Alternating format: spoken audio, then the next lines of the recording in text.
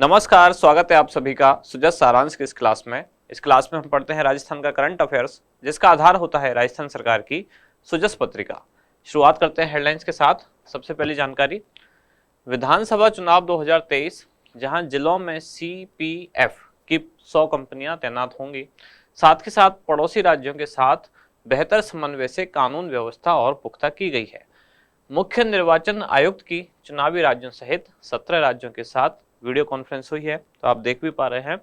तो राजस्थान पुलिस के महानिदेशक और इसके साथ साथ जो मुख्य सचिव हैं राजस्थान की, इन दोनों की फोटोग्राफ भी आप साथ में देख पा रहे हैं, डीजीपी ऑफ राजस्थान और मुख्य सचिव।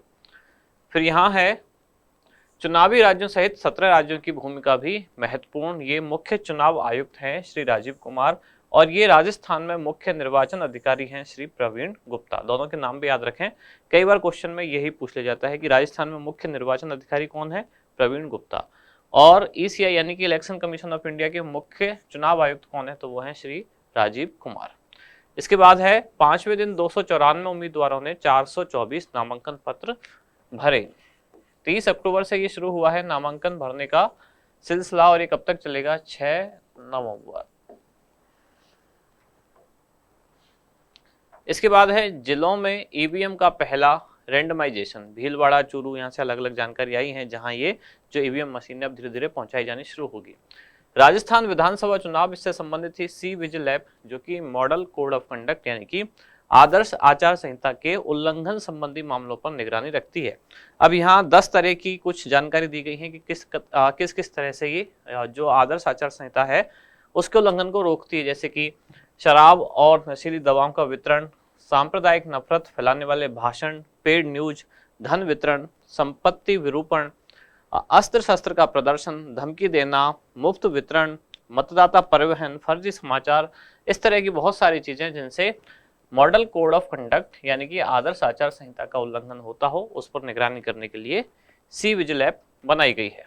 नवाचारों के साथ चुनाव में सभी वर्गों की भागीदारी बढ़ाने का प्रयास, तो भारत सरकार के द्वारा यानी कि निर्वाचन आयोग के द्वारा इंफॉर्मेशन टेक्नोलॉजी का प्रयोग किया जा रहा है बहुत ज्यादा, यानी कि बहुत सारी नई नई ऐप और नए नए पोर्टल इस बार चुनाव में इस्तेमाल किए जाने वाले हैं। यहाँ आज है झालावाड़ जिला, जहाँ कुल मतदाता हैं 10,73,000। पुरुष मतदाता हैं झालावाड़ में 5,49,000 और महिला मतदाता हैं 5,24,000। झालावाड़ जिले में ट्रांसजेंडर मतदाताओं की संख्या है 16। यहाँ कौन कौन से निर्वाचन क्षेत्र हैं, तो यह है खानपुर, झालरापाटन, डग और मनोहर थाना। इसके बाद आगे हम हर दिन यहाँ जो देख रहे हैं, तो मतदाता जागरूकता कार्यक्रम से संबंधित निर्वाचन आयोग द्वारा ये कई बार जो कार्यक्रम चलाए जा रहे हैं यानी कि जागरूकता संबंधी, उनकी फोटोग्राफ हम यहाँ देख रहे हैं। सिरोही जिला, जहाँ कुल मतदाता हैं 8,15,000, पुरुष मतदाता हैं 4,25,000 और महिला मतदाता हैं 3,90,000। इस जिले में ट्रांसजेंडर मतदाताओं की कुल संख्या है 13। सिरोही में निर्वाचन क्षेत्र कौन कौन से हैं, तो ये हैं पिंडवाड़ा, आबू, रेवदर और सिरोही। अगला जिला 12, जहां कुल मतदाता कितने हैं, 9,33,000, पुरुष मतदाता हैं 4,82,000 और महिला मतदाता हैं 4,50,000। ट्रांसजेंडर मतदाताओं की संख्या है यहाँ 11। 12 जिले में कौन कौन से निर्वाचन क्षेत्र हैं, तो ये हैं किशनगंज, छबड़ा, बारा, अटरू और अंता।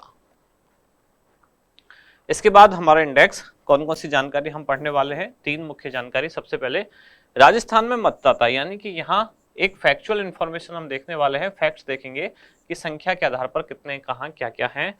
पारदर्शी चुनाव प्रक्रिया के लिए इंफॉर्मेशन टेक्नोलॉजी यानी कि आईटी का प्रयोग, और लास्ट में है सी विजिल मोबाइल ऐप। आज आपने देखा कि बड़ा सा एक विज्ञापन था न्यूज के शुरुआत में, यानी कि मैगजीन की शुरुआत के पेज पे था सी विजिल ऐप से संबंधित, उसको भी आज हम देखने वाले हैं। राजस्थान में मतदाता, यहाँ फैक्चुअल इंफॉर्मेशन है सारी की कुल संख्या मतदाताओं की राजस्थान में कितनी है, ये है 5,28,00,000। पुरुष मतदाताओं की संख्या है 2,74,02,692। महिला मतदाताओं की संख्या राजस्थान में कितनी है, 2,52,32,049। ट्रांसजेंडर मतदाताओं की संख्या यहाँ है 604। सर्विस वोटर्स राजस्थान में कितने हैं, 1,42,037। 18 से 19 वर्ष आयु के मतदाता, यानी जो फर्स्ट टाइमर वोटर हैं, पहली बार अभी मतदान करने जा रहे हैं, ऐसे मतदाताओं की संख्या कितनी है, 22,32,000। 80 वर्ष से अधिक आयु के मतदाता, इनकी संख्या है 11,72,000 और दिव्यांग मतदाताओं की संख्या राजस्थान में है 60,000। इसके बाद है पारदर्शी चुनाव प्रक्रिया के लिए इंफॉर्मेशन टेक्नोलॉजी यानी कि आईटी का प्रयोग। भारत निर्वाचन आयोग द्वारा मतदाताओं तक चुनाव संबंधी जो जानकारी है इसे पहुंचाने के लिए और इस प्रक्रिया को पारदर्शी बनाने के लिए कई ऐप विकसित किए गए हैं। कई ऐप भी हैं और कुछ पोर्टल भी हैं, वो कौन कौन से हैं उसको देखेंगे। सबसे पहले है मतदाता हेल्पलाइन। इसका काम क्या है? मतदाता सूची में अपना नाम खोजने के लिए, मतदाता पंजीकरण के लिए और संशोधन के लिए ये बनाया गया। इससे क्या होगा? डिजिटल फोटो मतदाता पर्ची भी डाउनलोड की जा सकती है। सक्षम ईसीआई ऐप, जिसका उद्देश्य क्या है? यह ऐप दिव्यांगों के लिए विकसित किया गया है। उपयोग करता है screen reader, text to speech यानी कि अक्षर से स्पीच, दृश्यता संवर्धन, रंग समायोजन से संबंधित ऐप को यहाँ नेविगेट किया जा सकता है। भारत निर्वाचन आयोग इसका संचालन करेगा। संचालक कौन है? Election commission of India. उद्देश्य है दिव्यांगजनों को निर्वाचन से संबंधित विशेष सुविधाएं उपलब्ध कराना। क्या क्या सुविधाएं हो सकती हैं? जैसे कि दिव्यांग मतदाता के रूप में उनका चिन्हीकरण, वोटर कार्ड में संशोधन, वोटर कार्ड को आधार से जोड़ना, मतदान केंद्र पर व्हील चेयर की सुविधा और मतदान केंद्र तक पहुंचने हेतु परिवहन की सुविधा उपलब्ध कराना। सी विजिल ऐप, इसके बारे में छोटी सी जानकारी यहाँ भी दी गई है। इसको आज हम डिटेल में भी पढ़ने वाले हैं। इसमें 100 मिनट के अंतर्गत शिकायत का निवारण किया जाता है। KYC ऐप, इसका मतलब क्या है? नो योर कैंडिडेट, यानी कि जो उम्मीदवार, जो प्रत्याशी खड़ा हुआ है उससे संबंधित जानकारियां इस मोबाइल ऐप पर उपलब्ध होंगी।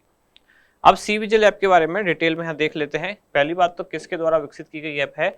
भारत निर्वाचन आयोग, इसके द्वारा इस ऐप का संचालन किया जा रहा है। उद्देश्य है आदर्श आचार संहिता यानी मॉडल कोड ऑफ कंडक्ट के उल्लंघन पर प्रभावी कार्रवाई सुनिश्चित करना।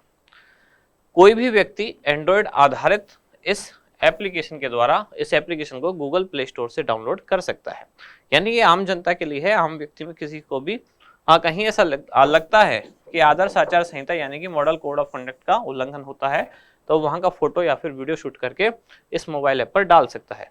यह ऐप कहां काम करेगी? तो जिन राज्यों में चुनाव है केवल उन्हीं राज्यों की भौगोलिक सीमा के अंदर ये काम करेगी। अब यहाँ इसका डिटेल में फोटो भी दिया गया है, जो कि न्यूज के शुरुआत में भी था, वहां हमने इसको देखा था। आम जन आदर्श आचार संहिता का उल्लंघन करने वाली जो गतिविधियां हैं उनका संक्षेप में विवरण यहाँ दे सकता है और 2 मिनट तक का वीडियो डाल सकता है। 100 मिनट के अंदर इस पर कार्रवाई सुनिश्चित हो पाएगी। क्वेश्चन क्या है आज का कि सी विजिल ऐप का उद्देश्य क्या है? दिव्यांग मतदाताओं को मतदान केंद्र पर सुविधाएं उपलब्ध कराना, आदर्श आचार संहिता उल्लंघन मामलों की शिकायत दर्ज कराना, मतदाताओं को मतदान केंद्र से संबंधित जानकारी उपलब्ध कराना या फिर बुजुर्ग और दिव्यांगजनों को होम वोटिंग की सुविधा प्रदान करना। तो इसका क्या होगा सही उत्तर, वो आप बताएं कमेंट्स में। अब मिलते हैं कल अगली न्यूज के साथ अगली क्लास में। धन्यवाद।